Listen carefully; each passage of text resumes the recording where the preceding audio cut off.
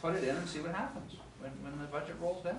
Well, see what happens is that we put them all in, it's No, we're identifying the, 1.5 million. we're identifying the priority. Okay. That's what I'm saying, it's not where all we're doing is identifying immediate, Yeah, we're not doing the budget. we're not doing the budget, we're just, to me, this is an immediate priority. We've had an identified need for pedestrian. Townsend Sure, sure. sidewalk, we put 20,000 in, and I guess that's immediate. Conduct trail construction, it's 100,000, and there's partnership projects in that. I don't know where we're going with that. Is that it? Medium. Huh? I would say it's a medium, that's not gonna be in the short term unless you get big bucks towards it. Oh, unless the partners come up towards it. That's what I mean. Okay, so you want to put that in a 3-year plan? I would say. Councillor McGuire? Is there any sense of combining the Klondike Trail with the Marywood sidewalk extension? Because the Rotary Trail starts in Grand Bend and goes all the way up. Why wouldn't we just do the same thing with the opposite side of the highway, start at Grand Bend and go all the way up to the Klondike Trail, provide access? You know, the Rotary Trail is constructed in stage phase, and I think that could be a logical connecting phase. Okay. Councillor Russell? I would just say with the medium term, I think in terms of it's 2 to 3 years, 4 years maybe for each of those ones with the red there. I'm just thinking of, I think that the whole trail thing right now is in sort of a, as you well know when you were at that meeting, right? It's sort of an ongoing, but we really haven't put the partners aren't identified in terms of how much they're bringing to the table. There's a whole bunch of dynamics there. I think you were at a budget meeting the other night for the trails. I was there, the committee, right? And I think we've got all these ones going all over, but if we don't do the right plan, we've got to be down the road. Yeah. All of We these- can't do it tomorrow, I guess. All of these, the partnerships and the possible partnership projects were, all 4 of those trails All great ideas. could be in the short term, subject to the partners coming on board. If the partner wants to move that forward, we can bring it forward a lot easier than say we're putting it in this year. If the partners come together for the Klondike Trail, and Move it up. then we bring it forward. Okay? Same with the Mud Creek Bridge. The partners are in that. We don't know what that's going to cost yet. But if the partners contribute and it gets brought up and that's a priority by the public, then we will try to move it forward. I guess my thought is that we have to kind of decide on how much we're going to be putting aside every year for trails, and then when we reach a state that the amount we have in our bank account coincides with how much the cost of the trail is and how much a partner's willing to give to that, whichever priority it's been given in all the list, then we move forward. But I think we have to determine how much we're willing to put away every year towards trails, because again, it's not a need, but it's nice to have, and we should be moving it forward, but it has to be measured steps, because we do not have unlimited amounts. Okay. And then on page 22 is the London Road bike lane. This was the request that we continue the Rotary Trail from the Pinery to Forest. And this is a bike lane on the side of the road. That's what that trail is? It is, Yeah. and it came in, and the basis of the request is that the requester felt that it was unsafe for bikes to travel in that area. You know, it's a small road, but it's low speed. Maybe that one should be a short term. Medium term. I don't know. I like short. We can put everything short. We I can't think pay it's for going to be it. super.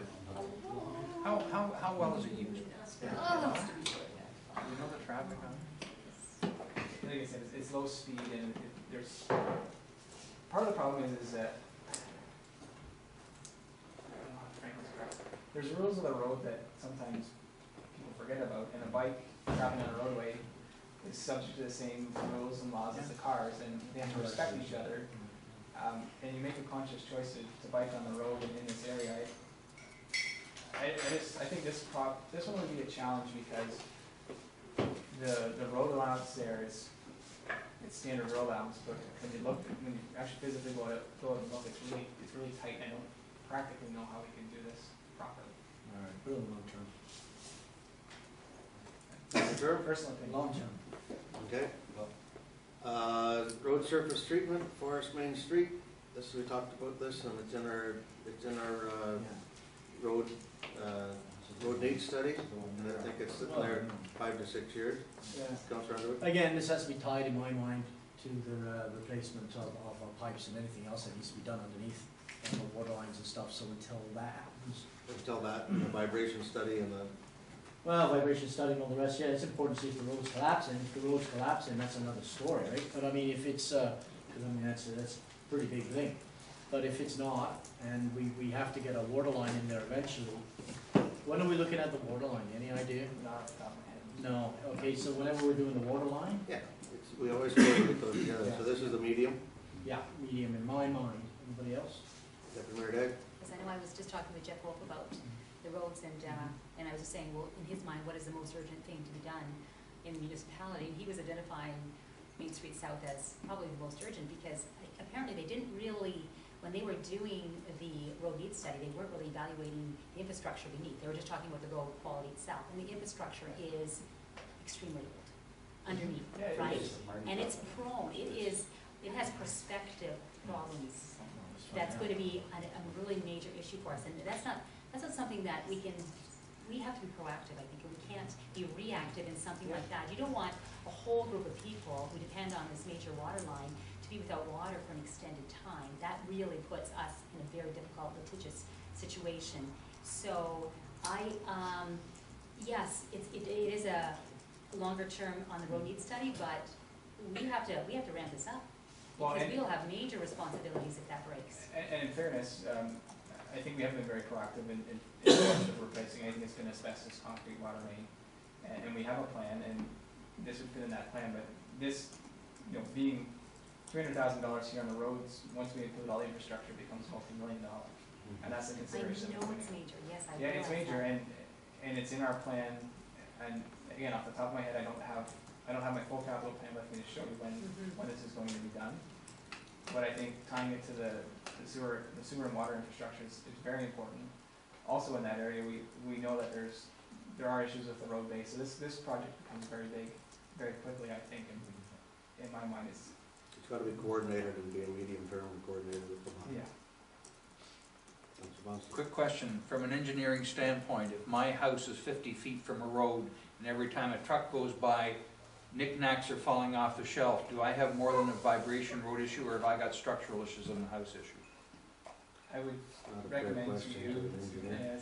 Well, I'm Let's using it as a hypothetical, I'm not identifying any particular, I'm just saying. First, the road problem or the house? Well, but no, I mean, we have transport trucks, go by us that are building and, and stuff isn't falling off our shelves, and I mean, I'm just, I'll put it this way, I live in a brand new house, constructed to modern day standards, and I have transport trucks that go by, and my house doesn't vibrate.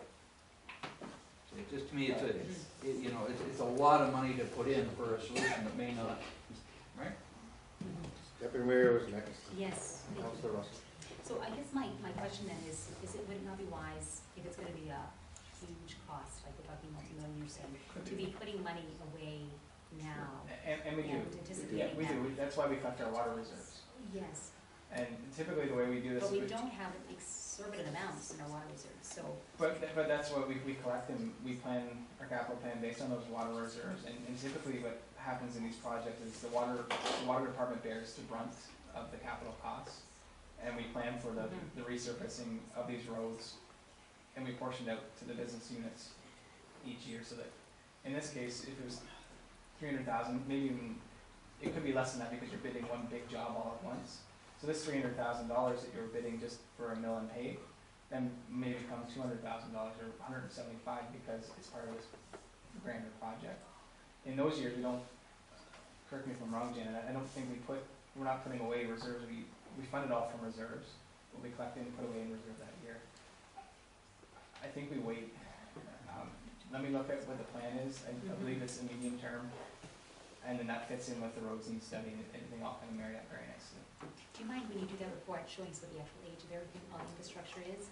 Because that'll help us to know, and what the expected timeline, because at laws, we have a list of all the ages and the expected lifespan of all the infrastructure, so that, And we have that too through our planning system, our asset management. that's good. Councillor Russell? I was just gonna make a comment to Brent, would it be all right, Brent, that